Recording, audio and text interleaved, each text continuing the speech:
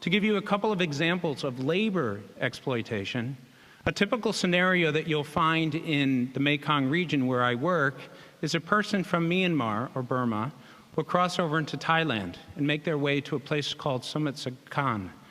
They find a factory, they knock on the door, and they say, okay, I'd like to work here. How much can I get? And the employer says, okay, well, I'll give you $50 a month, but you have to stay within the facility.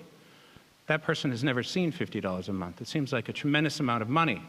He goes inside, he works for 2 months, he then goes and asks for his pay, and the employer says, I'm sorry, you owe me money. To stay here costs $54. So every month you work, you owe me an additional $4.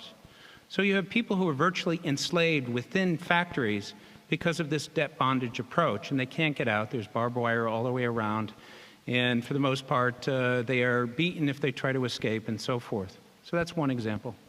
Another example is in the fisheries, where you find a lot of men who find their way down to the coast in Thailand. I'll use Thailand as an example because, again, it's a destination site. It's a country that has higher socioeconomic circumstances, so people are drawn to that. They get onto a boat. They are told that they will get paid a certain amount of money. For 2 years, they're at sea. They don't touch land once.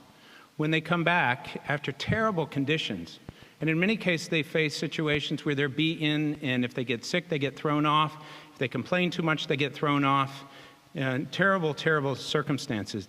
When they get back, they go for their money, and the employer basically says, I'm sorry, I don't have to pay you. You're an illegal migrant in this country.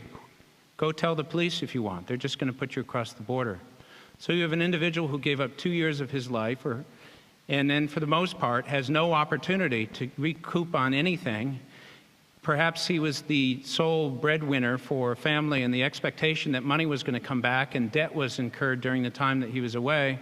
So once again, you have a terrible situation that you find people in that is all over Asia and quite prevalent all over the world as well.